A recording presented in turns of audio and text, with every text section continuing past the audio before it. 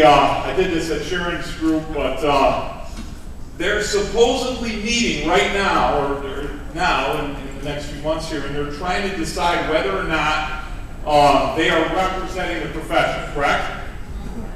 So we want to let them know a few things, yes? Right, so we got to get uncomfortable. I get one of those silly things for a minute, so you got to stand up here for a minute. Everybody stand up. We got to shout it out loud because we want them to hear us, right?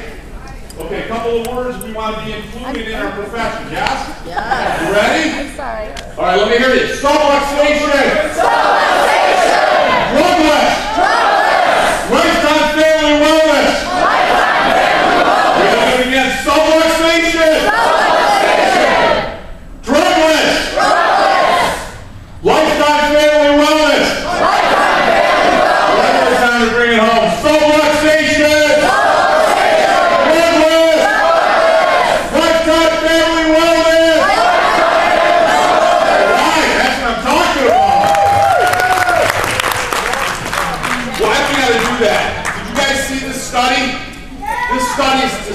They're talking about delayed breastfeeding because it affects the efficacy of vaccines. Oh my God. Am I making this up, or am I the only one that heard of this? No, you're not. Right? Listen, when you breastfeed your child, whose immunity are they getting? They're not getting moms, just moms. They're getting mom's mom, they're getting grandma, great-grandma, great-grandma, great-great-great-great-great-grandma. Don't you understand? They're getting the immunity of generations past by thousands of years. And now man, through his arrogance, the educated mind, as BJ warned us about, believes that we're smarter with our approach to preventing disease. Is that disgusting? So there you go. There's Ian, and that's 2 days after a Hep B shot. How well is that working for him? That get your viscera going? See, that's the stuff that disgusts me. But I'll tell you what's going to change this profession. What's going to change us is when we stop pointing at medicine and the medical paradigm is that it's that they're the problem. We are part of that problem. We have to take responsibility for that. That's right. When you start taking responsibility for that, when you get up in the morning and that makes you sick, then you're not quiet anymore. Then you're going to ask the mother, who's your chiropractor? And you're going to ask the mother who comes in and talks about how they missed the visit because their father's got cancer, and you're going to go, who's his chiropractor? You want to start going to practice, it's a great line. Who's your chiropractor? It creates engagement. It starts allowing you a platform to start discussing the principle of what it is we do. Because I'll tell you what, I'm sick of that. And I'm going to do everything I can to prevent that from happening as best as I can. But I'm not going to do it by just smashing medicine. You know, Gandhi said, be the change you wish to see. I read Facebook, I see other people, we criticize other chiropractors and so forth. I understand it, I was one of them. But I'll tell you, you want to change this profession, be the absolute best, most honest, highest level of character, highest level of integrity chiropractor that you could ever be. That's what we want to strive for. And we got to start holding hands. Thank you. We got to start holding hands. We got to start working together. Listen, half those other people, they want to practice, but they're scared. They're scared that they can't explain the principle. They're afraid of paying the bills. Hey, listen, all that stuff sounds good. I'm fired up about chiropractic, Dr. Joe, but holy cow, who's going to pay an electric bill? So we start pandering the principle just to get them to stay for a couple extra visits so we can start paying the bills. Those are the people we got to mentor out to. Those are the people we got to start helping. So here's this guy, this nut, right? 100 plus years ago, right? What was his idea? His paradigm was what?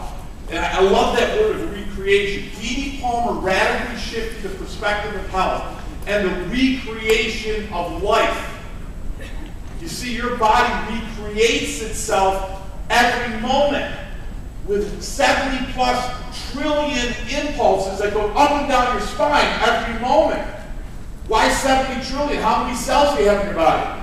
About 70 trillion, right? That kind of works out good, right? So what did he do? Disease does not involve any new functional expression. It is only a change in the amount of energy function. What is already possessed will diminish or increase perverted our bowels. Isn't that beautiful? So what he says, listen, when you're sick, that's not the problem. It's the absence of something else, right? Intelligence, innate, all those words that we like to use and kind of wrap our head around. So when somebody comes down with a pneumonia, it's not the sickness. Pneumonia's not the problem. Listen, they were already sick before they got the pneumonia. They were already sick before they came in with a backache. You get it? It didn't start Wednesday. How long has it been there for? Years. You got to start asking questions. We got to stop telling people. We got to let them come up with the answer. Listen, what's wrong with your spine? Great question. How long has it been there? What are they going to say? What are they going to say? Yeah, a long time. So listen, then when you say to them and ask them, how long is it going to take you to get well? What are they going to say? Yeah, you're not telling them, listen, you got to come in a year, you got to come in 3 times a week for 8 weeks or whatever. All that almost always goes away. Almost always. But you got to understand, they were already sick. Listen, their emergency isn't my emergency. It's not my emergency that they're sick, standing in front of you sick. Whose fault is it that they're sick? Their fault. Because they don't understand how to what? Take care of themselves. Listen, when your teeth rot out, I mean, you don't say, oh my God, look at that guy, he's got awful genetics. Do you see his teeth? That's just terrible. What do you say? He didn't what? Right, so then you show them an x-ray of their back and their spine, and you say, listen, why is that sick? Why? Because they didn't take care of it. How do we get you well? How do we get you well? Is this on? Can you guys hear me? Yeah.